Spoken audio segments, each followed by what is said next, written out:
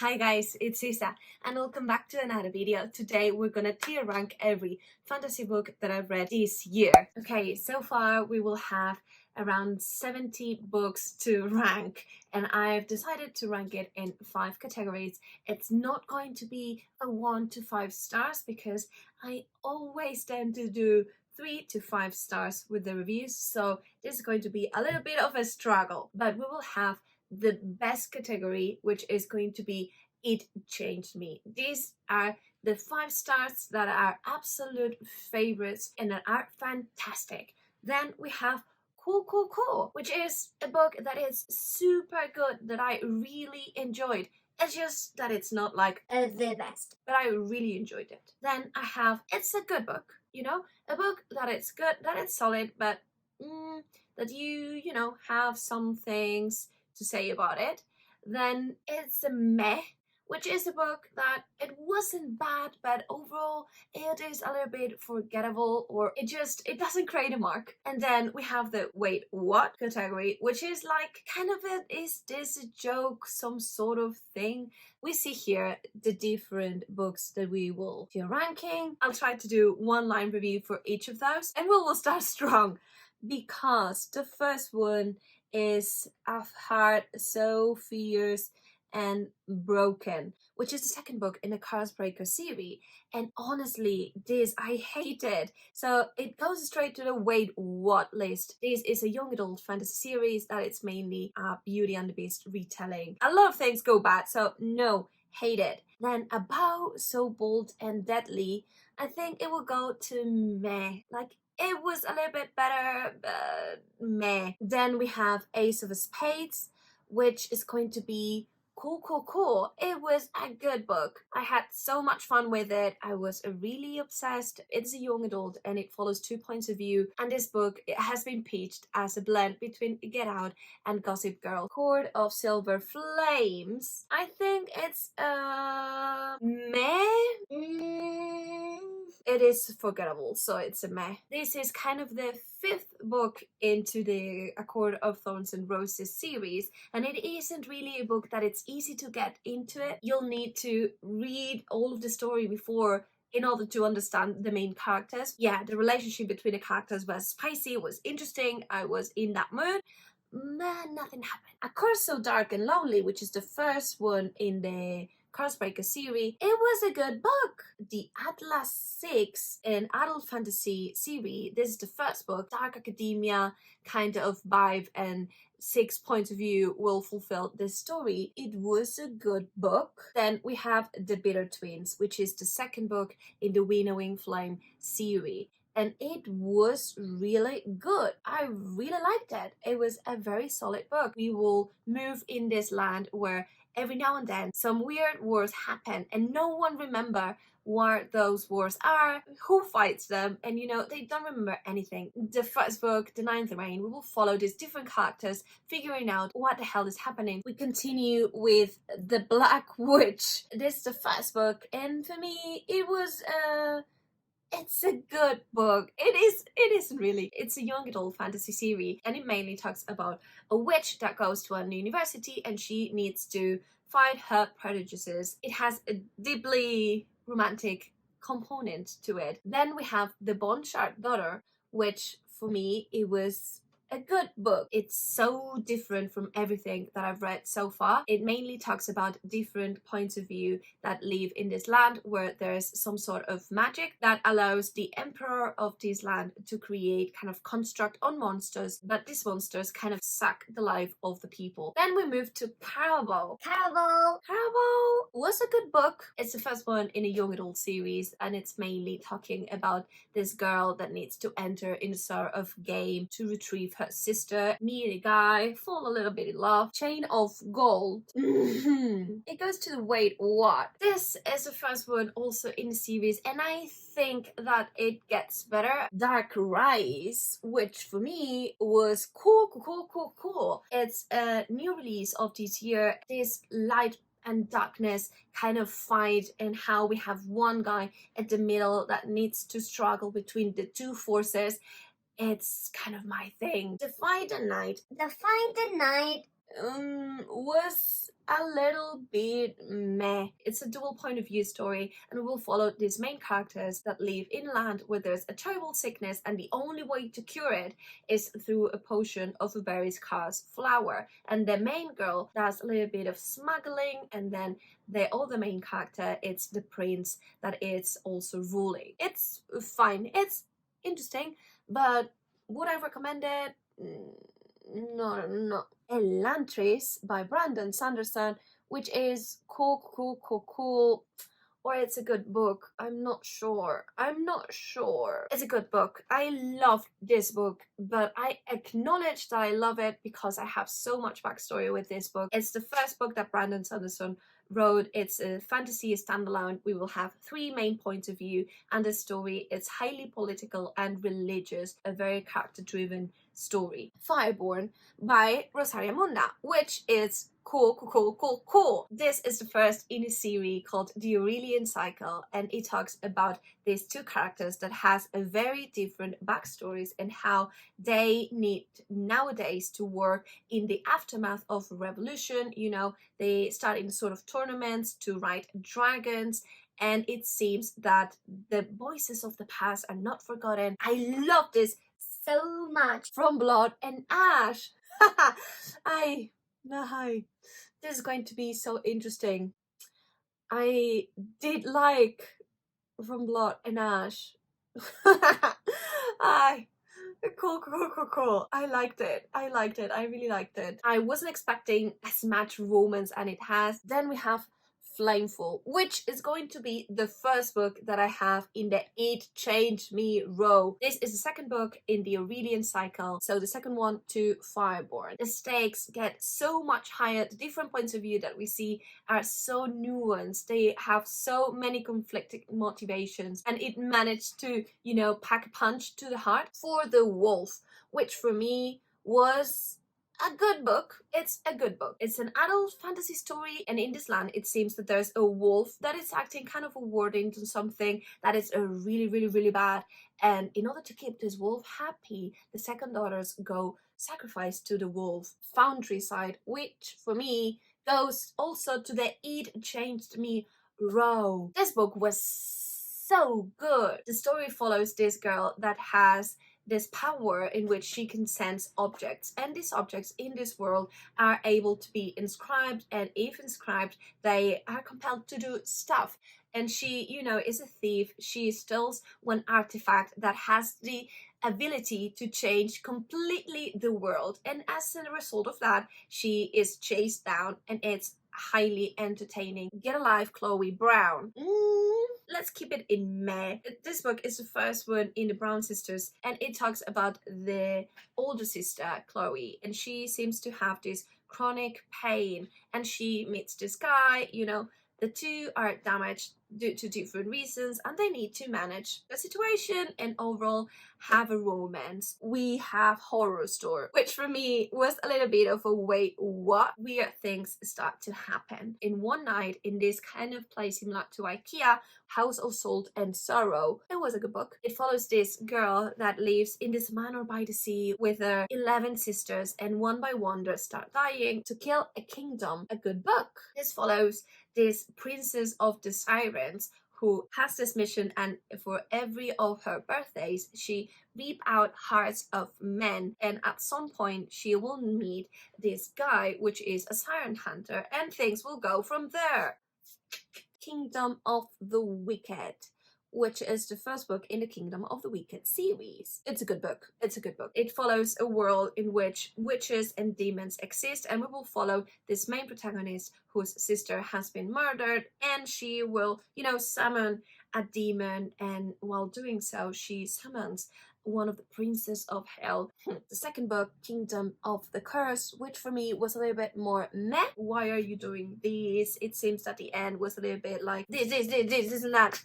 Got it. Kingdom of Flesh and Fire, the second book in the From Blood and Ash series. It's a good book. I had fun. Nothing really happened. Legendborn, which was cool. I really liked this book, and we will follow this girl that suddenly gets involved in this secret society called Legendborn, which is kind of an Arthurian society. She will meet this Merlin descendant, this Arthur descendant, and she will need to figure out her place, investigate a little bit the death of her mother, and overall it's a highly entertaining book. The Lies of Locke Lamora, which for me was a little bit meh. I struggled a little bit with the flashbacks. The Ninth Reign, the first one in the Winnowing Flame story, so the first one from the Bitter Twins, and this was a good book. Oathbringer by Brandon Sanderson, which is the third book in the Stormlight archive, and it changed me. It's an epic fantasy series. This is mainly a war story between different kind of species, and we will follow different characters throughout this land and how they need to, discover their powers and find their place in this war. Then we go to a man called Ovi. It will also go to a man. Knew what was gonna happen from page 1. Payback's a Witch. It was really fun. So it's a good book, and we will follow this girl that goes into this town to play a referee role in this sort of tournaments, very much like Harry Potter and the Goblet of Fire. Then we have the Poppy War, which I think it's a very good book. I liked it enough. This is the first one in a series called The Poppy War, and it's a highly war-driven and a strategic-driven story. And we will follow this girl that starts to discover that she might be a shaman, and she will need to train herself as well as these powers in the war that is unfolding in her land. Then we have the second book, The Dragon Republic, which for me started to be like a wait, what? And then we have Burning God, which definitely it was a wait, what? The story just fell down. I was expecting it to be fixed, and the ending of the third book broke me, and no. We have Project Hail Mary, which I'm not sure if I can say that it changed me, but it really is one of the best books that I've read this year. And this story follows this man that awakes in space in a spaceship, and he will need to discover his important mission to save Earth. We have Shadow of the Fox, which is the first one in the Shadow of the Fox trilogy by Julie Kagawa, a young adult series. And this one was cool. This is a Japanese inspired story. It has a lot of folklore, and it will follow this girl. She will meet different characters, and she will need to fight different monsters. Then we have The Rhythm of the War, which is the fourth book in the Stormlight archive by Brandon Sanderson, the continuation of Oathbringer. I think it changed me, not because it was the best book ever, but because it was the first book to which I started in BookTube. Then we have Shadow of the Gods, which for me was a little bit meh. It's a Norse-inspired adult fantasy series. This is the first book, and will follow 3 points of view. Will mainly be a quest for each of them. For me, the pacing was a little bit weird, and I didn't connect with any of the characters. She Who Became the Sun, which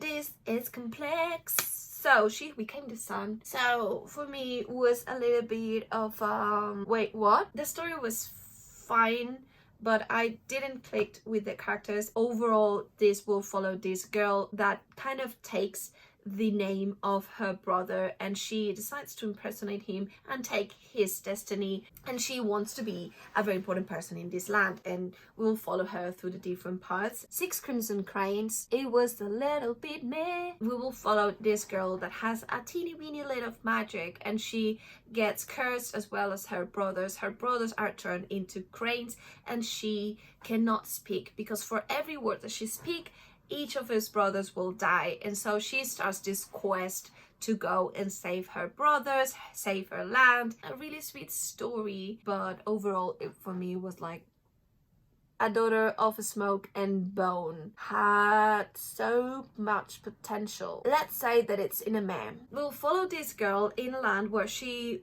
kind of works with some monsters called Chimera, and it seems that there's kind of a war between the Chimera and the Angel. So the premise is very interesting. Then we have Six of Crows, which is cool. This really is a good book. It's a young adult series. We will follow different characters, and it's mainly a heist. Days of Blood and Starlight, which is the continuation of Smoke and Bone, and this was starting to be a wait what.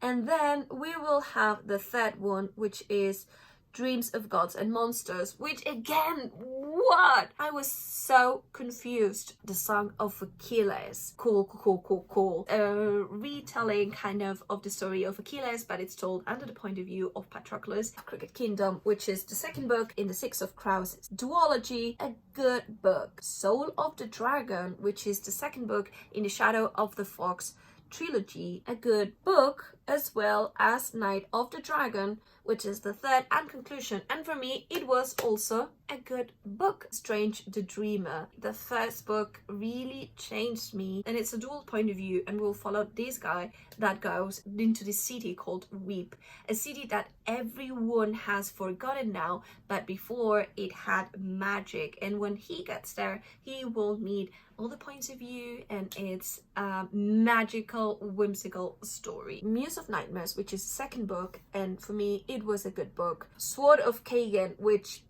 absolutely changed me.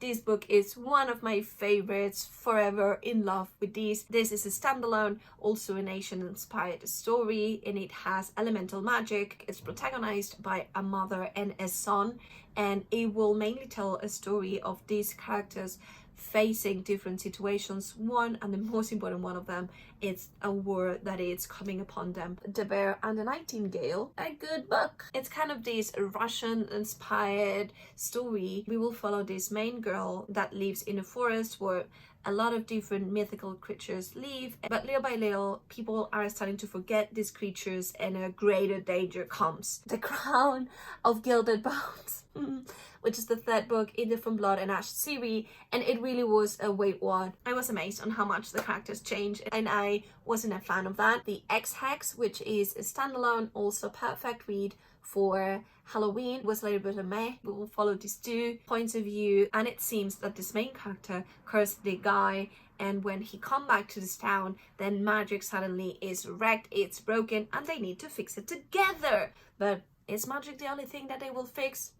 No. The Iron Flower, which is the second book in the Black Witch Chronicles, a good book. I mean, is it a good book though? No. But I was really hooked to the story, and I had so much fun with it. The Kingdom of Back, a good book. It's a standalone, and it talks about Nannerl Mozart. She, as well as Mozart, will create this fictional world called Kingdom of Back to help them, manage their time and face their emotions, and things will blend and reality will not seem as clear as it is. The Other Merlin. Wait, what? Nothing happened. These Hollow Bows. I think it's a meh.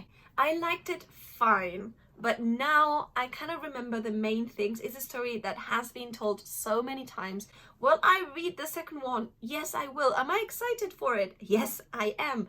But overall, it's kind of this story of a girl, and it's a human, but she is a little bit special, and she gets into this fae world where she will need to navigate between the good and the bad courts of the fae, fell in love with both of the princes, and overall, save her sister. Then we have the third book in the Black Witch Chronicles, which is the Shadow Wand, and this was also a little bit meh. Sleep in the Sea of Stars, which is a sci-fi standalone. It's a little bit meh. I wasn't really living the story. Under the Whispering Door, it pains me to say that goes within. It's a good book and a meh. I'll keep it in it's a good book. My expectations were too high, and we will follow this man that has a heart attack, and when the Reaper comes, he is delivered to this tea shop in the outskirts of a fantastic town where he will need to, cope. Then we have Warbreaker by Brandon Sanderson, which for me it's cool. Then we have The Wicked Deep, good book. It was an interesting book, and it talks about this town that every summer 3 ghosts kind of emerge from the lake and they start drowning boys, and we'll have this main character kind of living through the situation this summer. Winds of Strife, which is the first one in the Downless series, and this also was a very good book. And in this land it seems that the nights are getting longer and longer and longer, and the main thing that the king has thought to stop this night is to start hunting and killing witches, because in this world there are different emotions that can be harnessed as magic. Winterwood, which for me was a little bit meh, and this story talks about a witch that lives real close to this forest and only the witches can enter, and someday she finds a boy there that has been missing for weeks. Words of Radiance, which is the second book in the Stormlight Archive, and of course it's cool. And that was it for today. I really hope you liked this video. If you did, give it a thumbs up. If you want to see more videos like this, then subscribe to the channel and let me know down below what were your thoughts of this tier ranking, and I really hope to see you soon in other videos. Bye bye.